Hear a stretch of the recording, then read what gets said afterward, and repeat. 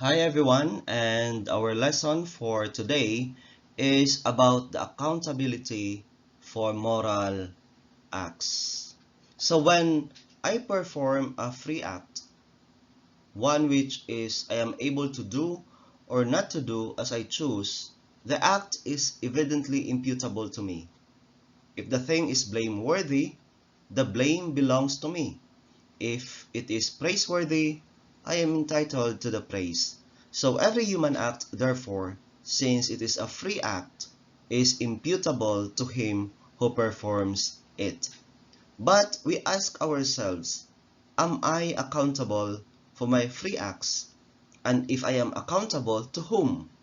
Is there anyone who has the right and the power to hold me answerable for my moral conduct? The infinitely wise Creator cannot fail to employ the proper means to direct all things to the appointed ends. Hence, He directs by necessary tendencies beings that are not endowed with free will. Over these tendencies, such beings have no control. Thus, He directs matter by physical laws, brute animals by instincts.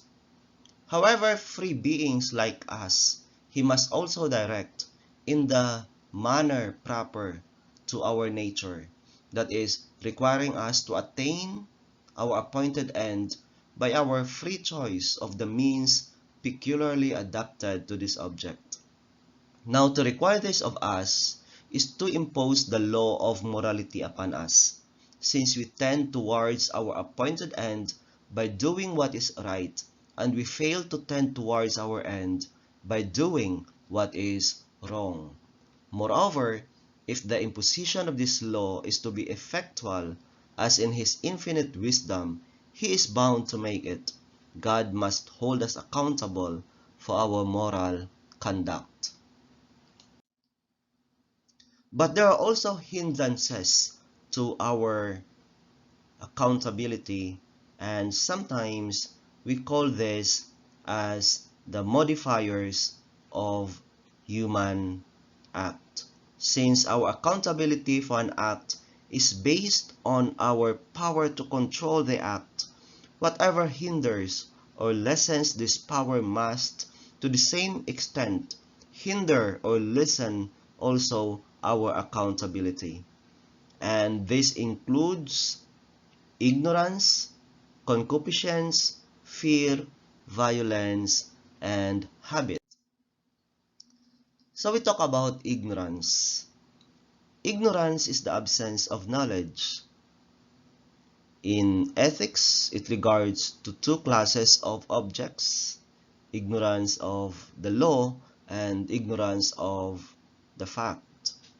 If a man does not know that marriage between third cousins is forbidden, he is ignorant of the law. If he is not aware that his betrothed is his third cousin, then he is ignorant of the fact. Ignorance, whether of the law or of the facts, is either vincible or invincible. When it cannot be overcome by due amount of diligence, we call that as invincible. Otherwise, it is vincible. The latter is said to be gross or supine when scarcely an effort has been made to remove it, and if a person deliberately avoids enlightenment in order to sin more freely, his ignorance is affected. So in cases of vincible ignorance does not free us from responsibility. However, in the case of invincible ignorance, we are not responsible of our actions. Though free in other respects, there are not free violations of the law. For if I cannot know the law, I cannot will to violate it. Second is concupiscence. And when we talk about concupiscence, it is a strong impulse of the sensible appetite, inclining the will to seek sensible good and to fly from sensible evil.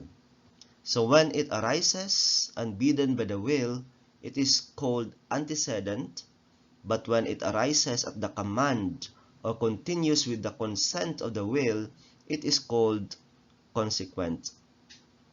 As soon as sensible good or evil is perceived, the appetite generally acts instinctively. This first impulse is not free and consequently not imputable to us. In as far as concupiscence impels the will, it restrains our liberty and thus lessens our accountability. Yet, unless the impulse be so violent as to deprive us for the time being of the use of reason, it does not dispose our will of the power to refuse consent. Hence, when the will yields, though its consent may be reluctant, it does so freely, and we are still responsible. Consequent concupiscence is a willful intensification of consent, which therefore increases our responsibility. So antecedent concupiscence is not free and consequently not imputable to us. But in as far as concupiscence impels the will, it restrains our liberty and thus lessens our accountability. And consequent concupiscence, of course, it is a willful intensification of consent, and thus we are really responsible about our actions. So when we talk about fear, fear arises from the apprehension of threatening evil and prompts us to seek safety in flight. Our will is thus dragged along as it were, and so its freedom is restricted and our responsibility is diminished to the same extent. Great fear sometimes exempts a person from acts enjoined by positive law. And when we talk about violence, it is an impulse from without tending to force the agent to act against his choice. It cannot affect the will directly, that is, the elicited acts of the will, for we cannot will that which at the same time we do not will. But violence can sometimes affect our external acts.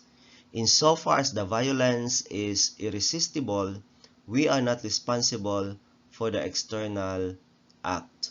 If, however, the will yields a reluctant yet real consent, we are blamable, though in a lower degree than if there had been no reluctance.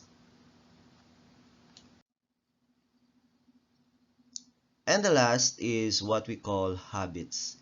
And habits are defined as more or less a permanent quality which dispose a faculty to act readily and with ease. A habit results naturally from frequent repetition of the same act. Thus, by constantly restraining the passion of anger, a person gains facility in doing so, or in other words, he acquires the virtue of meekness. So a habit is said to be a second nature because though not constituting nature, it greatly facilitates certain operations of the natural faculties. Good habits, or those inclining us to do what is morally right, are called virtues. And bad habits, or tendencies to what is wrong, are called vices.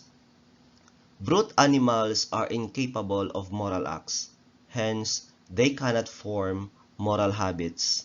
Their power of imitation or the influence of peculiar circumstances may, it is true, enable them to acquire ways of acting which are not ordinary, which may indeed seem unnatural, as when a bird is made to pronounce words. The power to act thus may be termed a habit, but of course not a moral habit. Man may also acquire habits that are more or less mechanical, but besides this, he can form moral habits by the frequent repetition of free acts, and in ethics, we are concerned of this. The will can influence the intellect considerably, not in regard to such judgments as are immediately evident, but in regard to the less immediate conclusions of reasoning. In this way, it can so bend the intellect to consider certain motives for action to the exclusion of other motives that, after repeated acts of the same kind, the intellect finds great ease in certain modes of action rather than in others. So the will can also control the sensitive appetites or passions, and as there are two kinds, the concupiscible and the irascible, the relation of the passions to the will gives rise to two classes of virtues and vices. Accordingly, the moral virtues are reducible to four heads called the four cardinal virtues, namely justice, a habit belonging directly to the will, prudence, dwelling in the intellect, temperance, regulating the concupiscible passions, and fortitude, commanding the irascible passions. So we will be talking about the four cardinal virtues. When we talk about justice, it perfects the will, inclining it to choose always that which tends to our true good and the attainment of our last end. As such, it is a general virtue and includes all the virtues. And when we talk about it in a restricted sense, justice inclines us to give to everyone his due. To God by the virtue of religion, to our parents by filial piety, to our benefactors by gratitude. To other men we give their due by acts of what is commonly understood as justice. This in turn is of two kinds. Communitative justice, by which we give to other men, or quid pro quo, that is an exact equivalent in return for what they give us, or distributive justice, a virtue of the ruler, by which he distributes the honors, rewards, burdens, etc. of the community according to the merits and conditions of his subjects. When we talk about prudence, it perfects the intellect, directing it to discern on all occasions what is best suited for the attainment of our last end. Thus defined, prudence is a general virtue which includes clear-sightedness or a quick, accurate perception of the true value of means to an end.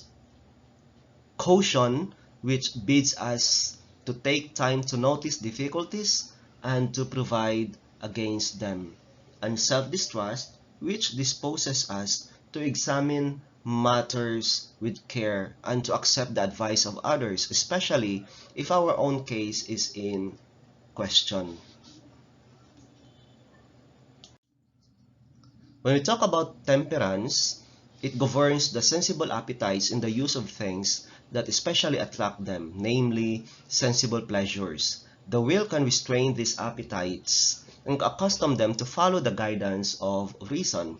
When this is brought about, they are said to be well ordered, and as such they contribute to man's perfection.